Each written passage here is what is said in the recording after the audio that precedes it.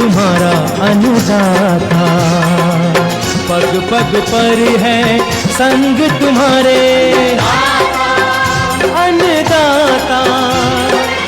लहू किसानों का बन के पसीना सींचता है धरती का सीना। मेहनत का तेरी हक दिलवाने, नई तकनीक नई खोज बताने। पशुधन को गुणवान बनाना, पौध सुरक्षा को सिखलाना, खेती के सब गुर समझाने, भारत का सरताज बनाने। आठों पहर है संग तुम्हारे अन्नदाता, अन्नदाता। नमस्कार, मैं हूं आपके साथ विभा उपाध्याय और आप सभी दर्शकों का अन्नदाता कार्यक्रम में स्वागत करती हूं। हमारे देश का किसान जन का पोषक है, वो श्रम का देवता है, अन्नदाता है। उसमें ही भारत की आत्मा निवास करती है और ऐसे ही किसानों की प्रगति के लिए हम खेती बाड़ी से जुड़ी हुई बहुत सी नई लाभकारी जानकारियां हर रोज सुबह लेकर आते हैं। तो चलिए कार्यक्रम शुरू करने से पहले देखते हैं क्या है आज के अन्नदाता में। पशुओं में खुरपका मुंहपका बीमारी की रोकथाम के उपाय।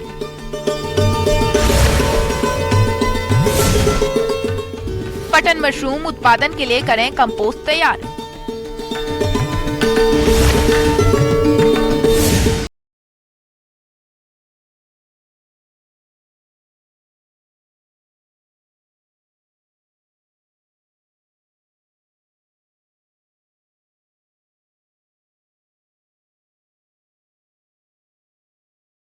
हमारे प्रदेश के बहुत से पशुपालक भाई दुधारू पशुओं का पालन कर रहे हैं और वे अच्छा लाभ भी प्राप्त करते हैं। लेकिन कभी कभी कुछ पशुपालक भाइयों के पशुओं में खुरपका मुंहपका रोग की समस्या देखने को मिल जाती है। इसका समय से निदान करना बहुत ही जरूरी होता है। तो पशुओं में खुरपका मुंहपका की रोकथाम कैसे करें, इस बारे में जानकारी दे रहे हैं डॉक्टर आशीष कुमार सोनी।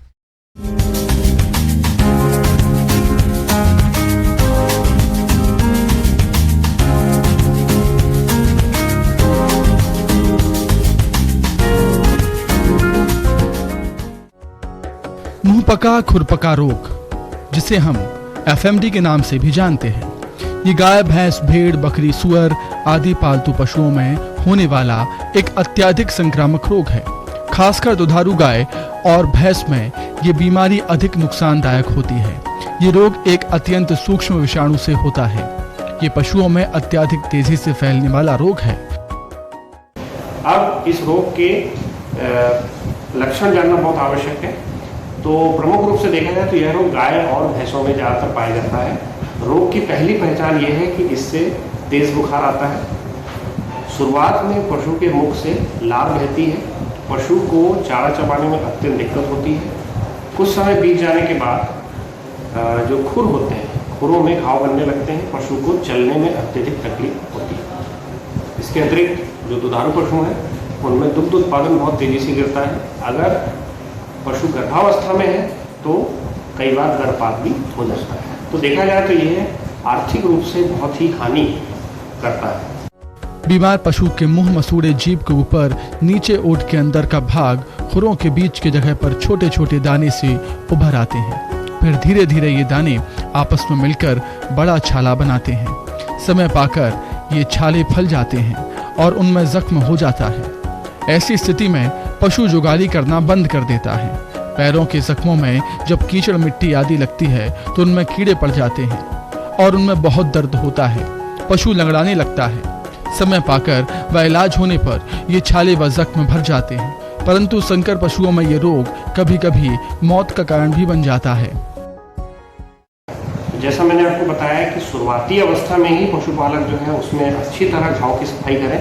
सफाई के लिए आप हाइड्रोजन परऑक्साइड, पोटेशियम परमैंगनेट युक्त पानी का उपयोग कर सकते हैं। उससे सर्वप्रथम आप घाव को अच्छी तरह से साफ करें पहले। उसके बाद दूसरा, जब घाव साफ हो जाते हैं इसके बाद घरेलू उपचार आप क्या कर सकते हैं। जो भी घाव दिख रहे हैं पशु को, उसके ऊपर आप कोई भी एंटीसेप्टिक दवा या आयुर्वेदिक पद्धति से तैयार किया हुआ कोई ऑइंटमेंट, जैसे कि हम बात करें तो हमारे पशुपालक भाई जो है नीम, घी इत्यादि से बनाया हुआ ऑइंटमेंट जो है पशुओं को लगा सकते हैं। इसके अतिरिक्त तो मुंह में जो छाले बन जाते हैं उसमें भी यह बहुत ही कारगर है।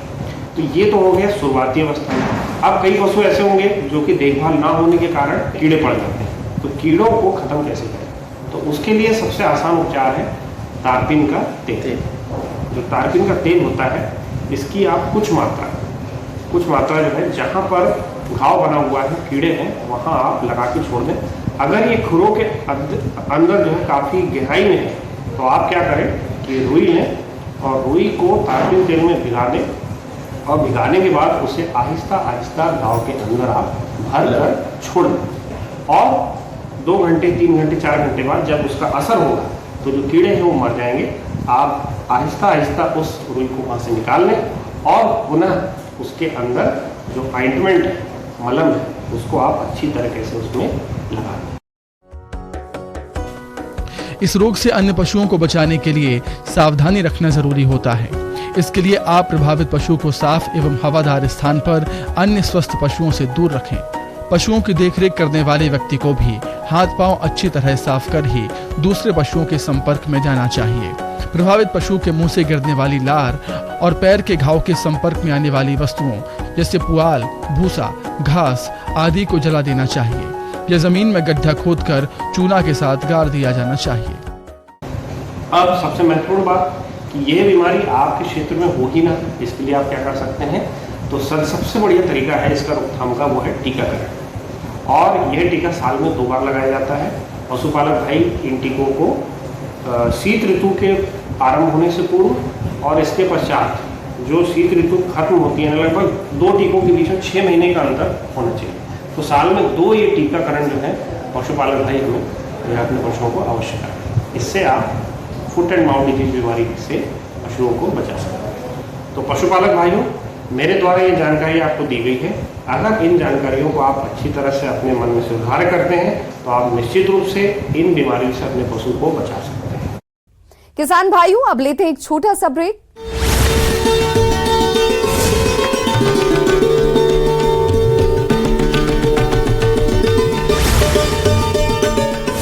मिलेगी। साथियों,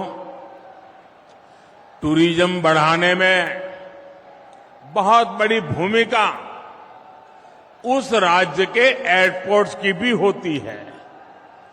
एयरपोर्ट पर जितना किचकिच होगी उतना ही टूरिस्ट वहां से दूर भागेंगे। इसलिए आज भाजपा सरकार देश के कोने कोने में नए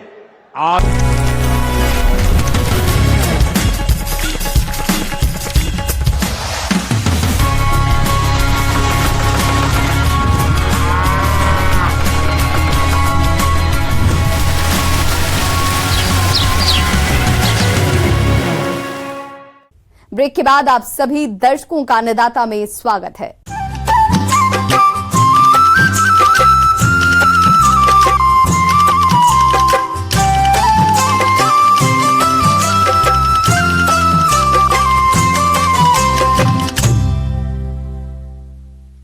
किसान भाइयों, आने वाले समय में तापमान भी धीरे धीरे कम होने लगेगा। ऐसे में जो किसान बटन मशरूम की खेती करना चाहते हैं उन्हें अभी से इसके लिए कंपोस्ट तैयार करना होगा, क्योंकि कंपोस्ट तैयार करने में लगभग 1 माह का समय लगता है और मशरूम का अच्छा उत्पादन कंपोस्ट पर निर्भर करता है। इसलिए कंपोस्ट सही तरीके से तैयार करना पड़ेगा। तो चलिए बटन मशरूम की खेती के लिए कंपोस्ट तैयार करने की सही विधि के बारे में जानते हैं कृषि विशेषज्ञ डॉक्टर एन कुदादा से।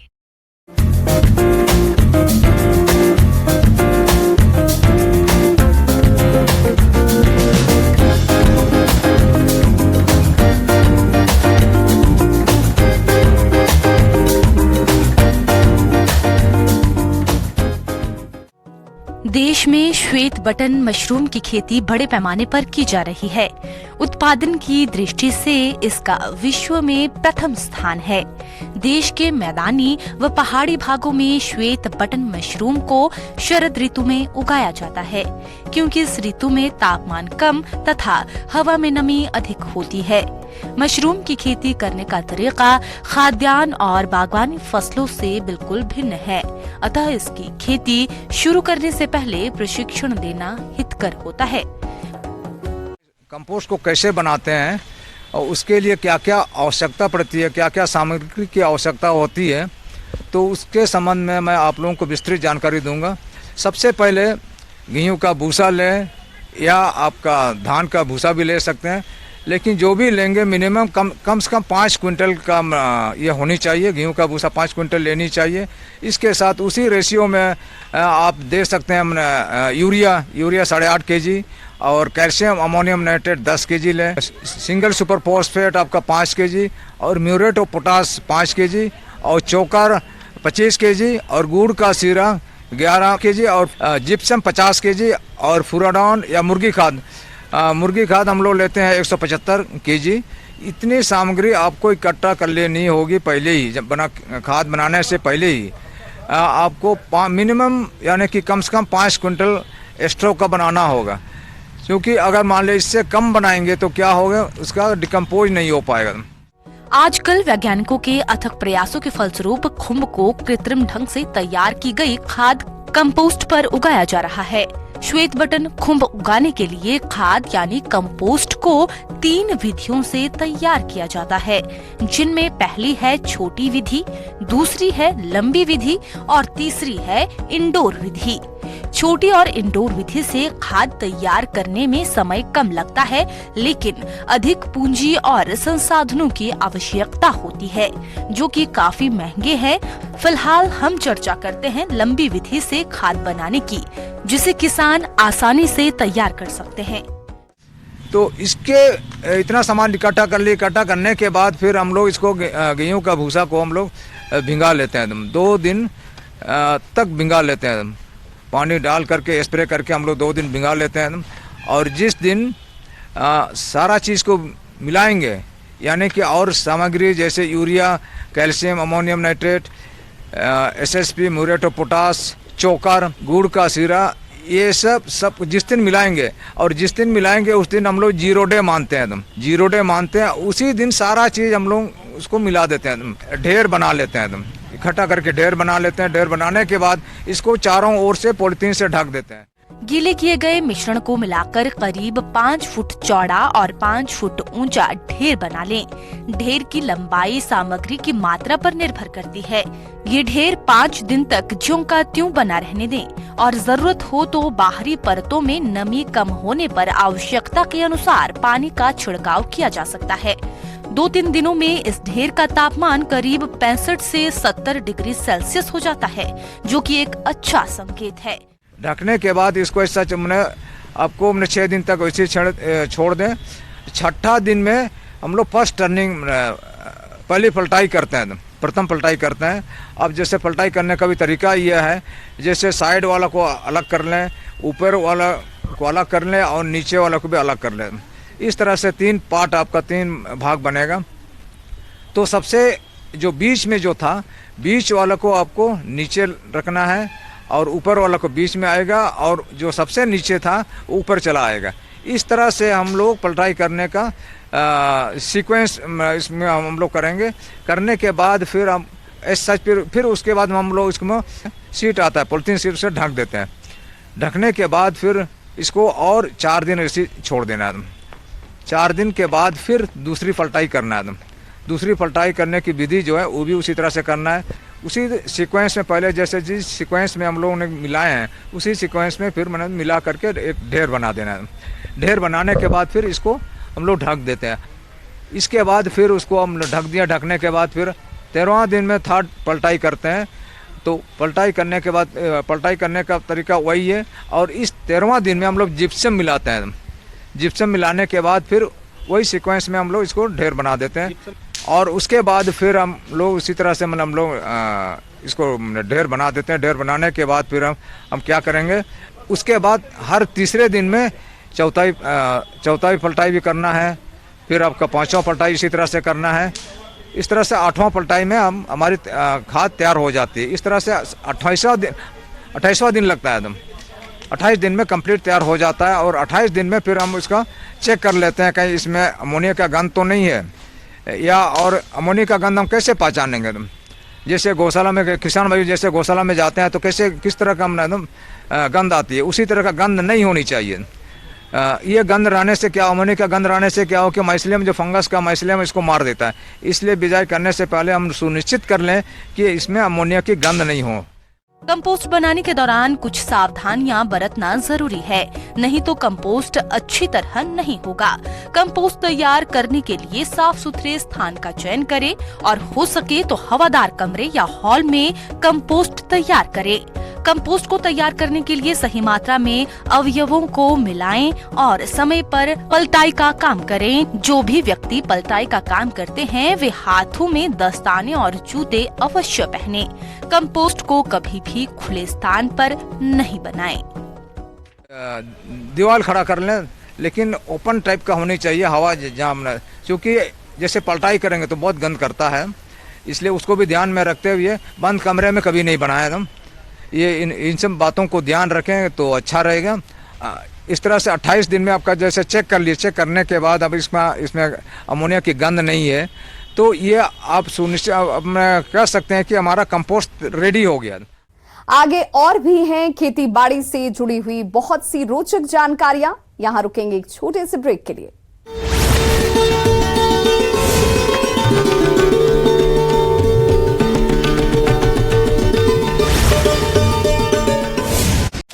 एयरपोर्ट बना रही है। आज यहां जोधपुर और उदयपुर एयरपोर्ट की नई टर्मिनल बिल्डिंग का शिलान्यास हुआ है। जब ये काम पूरा हो जाएगा तो इससे राजस्थान के टूरिज्म में बहुत बड़ी वृद्धि होगी। नया टर्मिनल बनने के बाद जोधपुर एयरपोर्ट की क्षमता 10 गुना बढ़ जाएगी।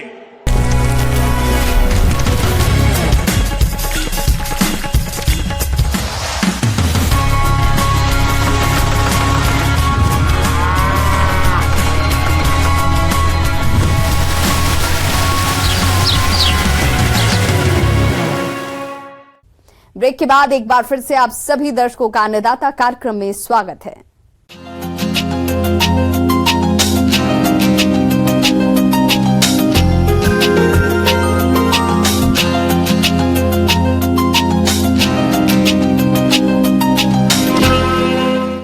नींबू की बागवानी आमतौर पर बहुत से किसान करते हैं और इनसे अच्छा फलन भी लेते हैं, लेकिन कई बार इन बागों में रोगों का प्रकोप होने लगता है। खासकर इस समय बागों में कैंकर रोग तेजी से फैलता है, जो कि फलों की उत्पादकता और क्वालिटी को खराब कर देता है। ऐसे में किसान इसका नियंत्रण कैसे करें, इस बारे में बता रहे हैं पौध रोग विशेषज्ञ हेमचंद्र लाल।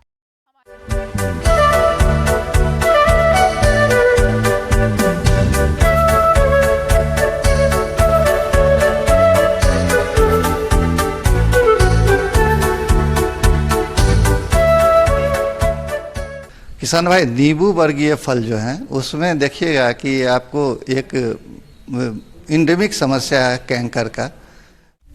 सिट्रस कैंकर यह जीवाणु जनित रोग है। इसकी पहचान की बात करें तो इससे संक्रमित पत्तियों, फलों और टहनियों पर कत्थई रंग के गोल गहरे धब्बे दिखाई देते हैं। ये धब्बे सूखकर कठोर हो जाते हैं। अधिक संक्रमण पर यह फलों पर भी दिखाई देते हैं।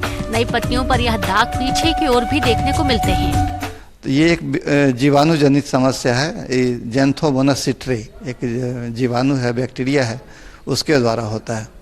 तो इसमें है कि शुरुआती दौर में जब ये रोग के लक्षण दिखने लगे तो कॉपर ऑक्सीक्लोराइड, जो बाजार में ब्लाइटॉक्स 50 या ब्लू कॉपर 50 के नाम से उपलब्ध है, इस दवा का 3 ग्राम दवा 1 लीटर पानी में घोल बना करके छिड़काव कर देंगे तो कुछ नियंत्रण आएंगे।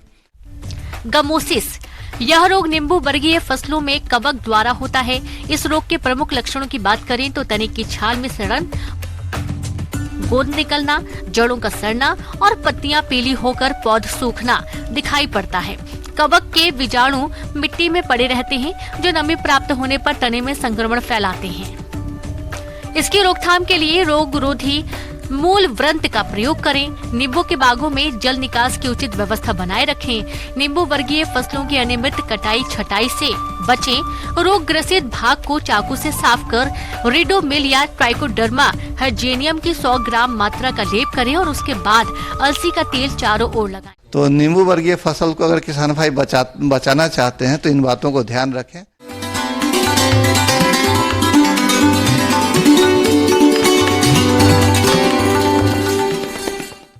आइए जानते हैं अन्नदाता निःशुल्क फोन के माध्यम से पूछे गए समस्याओं का समाधान।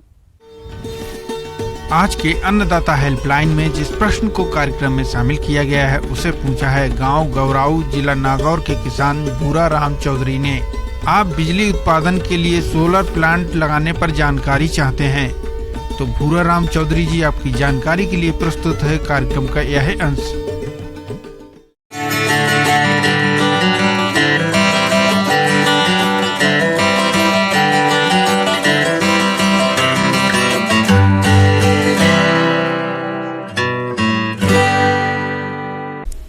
राजस्थान में बिजली की बहुत किल्लत हो रही है, कोयला भी बहुत कम मिल रहा है, तो महंगी बिजली हो रही है।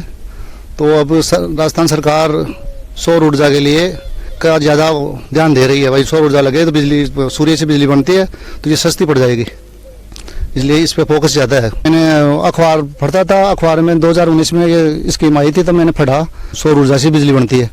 तो हमने सोचा भी हमारे पानी भी कम हो गया है, तो पानी जमीन बेकार पड़ी थी तो यही लगा लें। तो हमने फिर 2019 में एक स्कीम चली थी प्रधानमंत्री कुसुम कॉमेट ए, ये हमने प्लांट 2019 में फार्म भरा था, फिर हमारा नंबर आया, फिर 2020 में पीपीओ हो गया था, फिर कोरोना आया, कोरोना में लोन की सुविधा नहीं हुई, बैंकों ने लोन नहीं दिया। बाद में 2021 में फिर हमारा पीपीओ हुआ, उसके बाद में हमने 22 में लोन की अप्लाई की बैंक में, तो बैंक ने लोन दिया, 1 करोड़ 20 लाख का तो लोन दे दिया और 95 लाख हमारे घर से लग गए।